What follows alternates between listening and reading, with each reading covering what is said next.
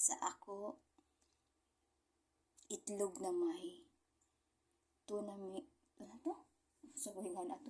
Basta kay tuna. Then, nakakilaw na ko sa ako paborito nga kinilaw, salad. Ako na siya paborito na salad. Itlog na may tuna, ito eh. Mas may ngansi ni? Tuna met, flakes, tuna met. Luto na siya, lami siya, lasa. Lami ko no, pero wala ko tilaw eh. Nakalimot di akong tilaw. Ay ko. Limtan, good ko, hinuo ko. Ato tilawan para sure, kung lami pagod siya. Nagpaingon-ingon talami niya, wala ito tilaw eh.